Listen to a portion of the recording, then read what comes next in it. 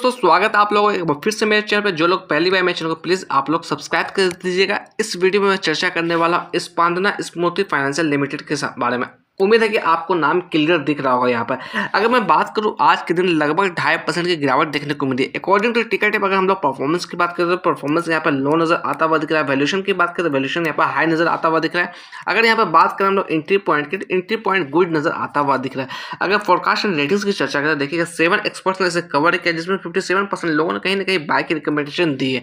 अगर मैं आपको इसके अंदर चर्चा करूँ कुछ और चीज़ों को लेकर तो सबसे पहले मैं यहाँ पर आपको शेयर होल्डिंग पैटर्न दिखाना चाहूँगा।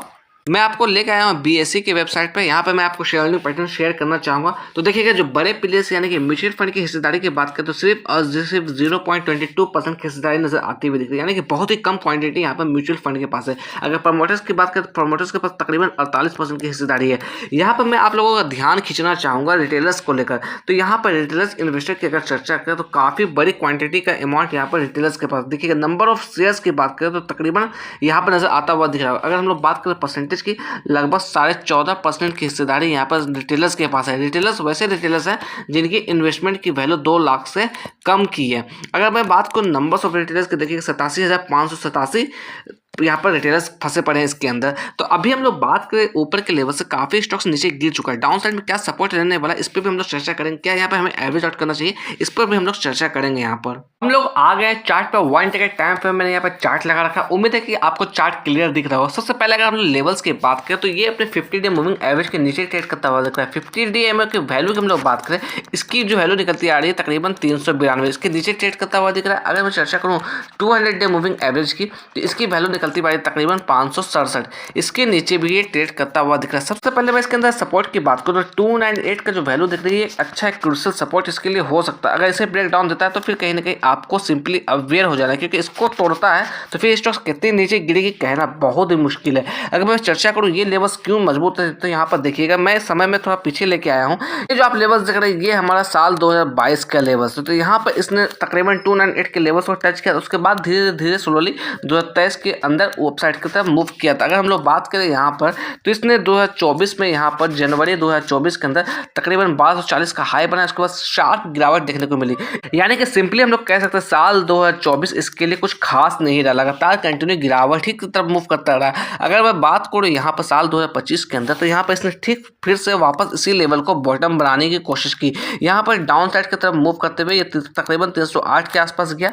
तो अगर इसे ब्रेक डाउन देता है 298 को जैसे मैं डिस्कस कर रहा हूँ तो आपको सिंपली अवेयर हो जाना, थोड़ा रिस्क के साथ आपको काम करना है। यहाँ पर अगर हम लोग बात करें यहाँ पर अपसाइड के लिए तो कहीं ना कहीं 400 का लेवल एक अच्छा हिस्सा यहाँ पर रिजेक्शन लेवल होता हुआ दिख सकता है। अगर मैं बात करूँ स्टॉक्स के अंदर कुछ और चीज़ों को लेकर तो कुछ ज़्यादा पुराना स्टॉक्स भी नहीं, तकरीबन 6 साल पुरानी ये स्टॉक्स है और कुछ खास आपको ये अब तक इनकम बना कर नहीं दी है, जो सबसे बड़ी बात निकलती हुई आ रही। अगर बात करूँ किसी ने ऊपर के लेवल पर बाई किया होगा, यहाँ पर कहीं ट्रैप हुए हुए होंगे तो उनको यहाँ अवेयर होकर थोड़ा काम करना, क्योंकि जिस तरह की सिचुएशन मार्केट के अंदर है अगर थोड़ी बहुत मार्केट के अंदर और नेगेटिविटी बनती है तो मे भी कहीं ना कहीं पॉसिबिलिटी इस स्टॉक्स को ये लेवल तोड़ सकता है। अगर हम लोग ऑल टाइम हाई की बात करें तो साल 2019 के अंदर ही इसने ऑल टाइम हाई को तकरीबन टच किया था 1392 के लेवल। उसके बाद लगातार कहीं ना कहीं कोविड की वजह से सारे स्टॉक्स में गिरावट देखने को मिली, इस स्टॉक्स के अंदर भी गिरावट हमें देखने को मिली।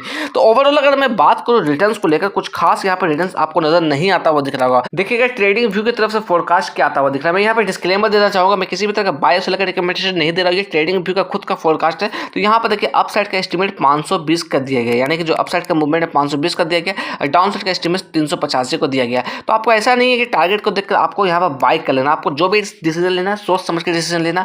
ये जो आप देख रहे हैं ये टाइम पीरियड दिया है, 1 ईयर के टाइम पीरियड में ये टारगेट दिया गया है। अगर मैं बात करूँ उसके अंदर कुछ और टेक्निकल्स को लेकर, यहाँ पर देखिएगा सेल का टेक्निकल्स आता हुआ दिख रहा है। तो ये भी टेक्निकल्स जो आप देख रहे हैं ट्रेडिंग व्यू का ही टेक्निकल्स है। यहाँ पर 15 से जो इंडिकेटर है यहाँ पर सेल का शो कर रहे हैं। थोड़ा सा मैं यहाँ पर आपको रिटर्न्स दिखाने की कोशिश करूंगा। पिछले 6 महीने से रिटर्न्स की बात करें तो -51% है। पिछले 1 साल से बात करें तो -70% का नेगेटिव रिटर्न है। पिछले 3 महीने से चर्चा करें लगभग 32% का नेगेटिव रिटर्न है। पिछले 1 हफ्ते से चर्चा करें लगभग 11% ये स्टॉक्स गिर चुका है। अगर मैं यहाँ पर दिखाने की कोशिश करूँ किसी भी तरह का कॉर्पोरेट एक्शन के अंदर बोनस या डिविडेंड को तो यहाँ पर कुछ भी आपको नजर नहीं आता हुआ दिखेगा।